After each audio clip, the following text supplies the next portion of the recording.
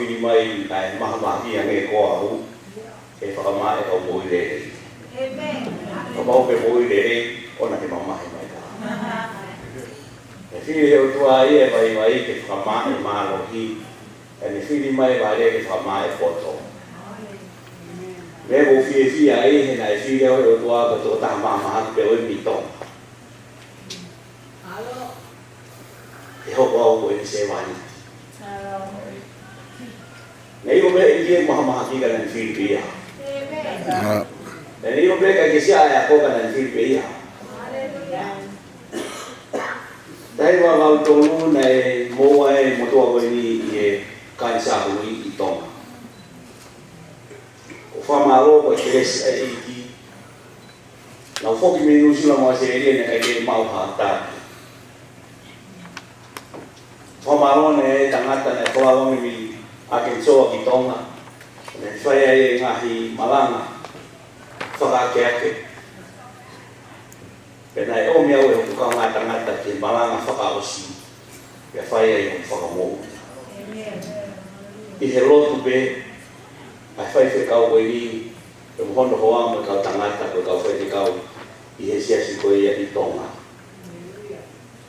E o whake mo i ke e ki, o tō whatoka ngā i hake. Nere ke whiri au e ki, ke mea koe nā kua alo whai. Nei la ho family e deo e ia te ngau e na ku ngau e ai na ku fai fatonia e ki kau ta havaka fefulawa ku ta koloa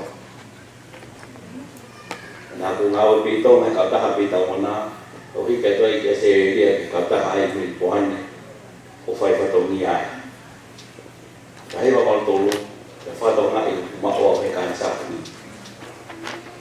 ta lu mo ke les ai ki mo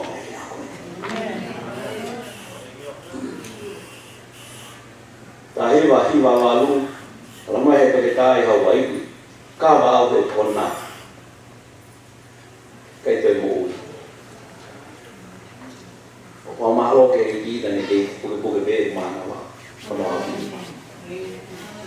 ka o he pe tai mo mi Hawaii California o ha e pe office ko ke no fo o ngai ku hiki mai mo ko hoa ki fa na o mau no foi Pittsburgh. Então, te fai fatomia e siasi o iki. Iki siasi Pentecoste ko i Pittsburgh ko como uma saion. Wafe mani ma. Namai te tau te mau he kansa eta. Foi kansa na ui ko e. Lima fera. Tava kansa he keke. E whio te tā whenga, e āu e tunga koe ni. A tā ki api o tātari pēr ki hawhainga maari e toki uia e ki ki a koe. O whamalo ne ke kone kai mai kere a me whai ki hoa. O hoa endo karis. Rawa ke ia.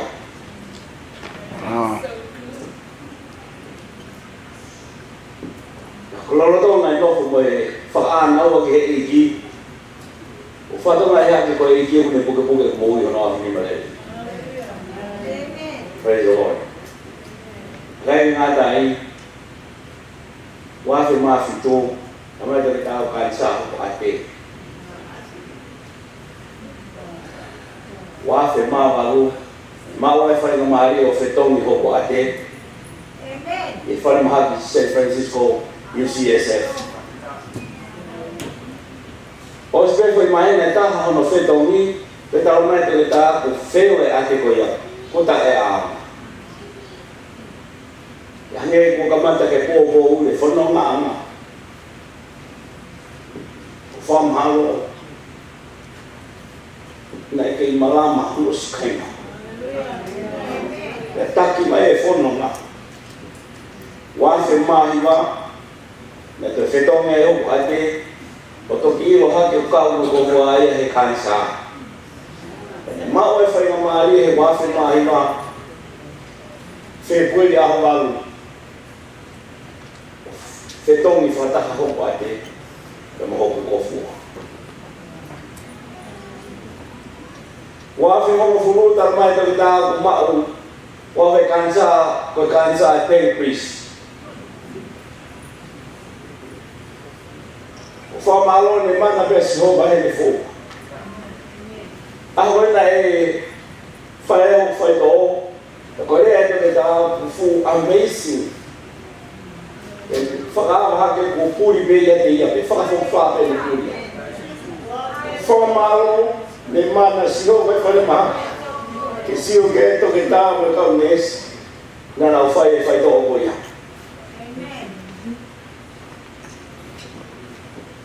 Wāwhi taha tō ru, tamai tō ke tā ke te au te maua he kancha e taha. Ko kancha a tō mna ui koe kōlon. Koe kōlon, u whangai wata ru kau le ake e to tonu kancha e ngā kau. Ko koe kei koe te tae kaha me whai. Ko wau ke tūma koe ni kau tangangi te wā. Tukai te hae ke te hepehe ai pe. Ka koe ka aho ko hui e ki o silo leo ne ko koko ki hao. O whie whia ko kei mui wao ke hao. Na iro leo e hei ki. Koe tō tā maha. Ana ni ui muti whia. Praise the Lord.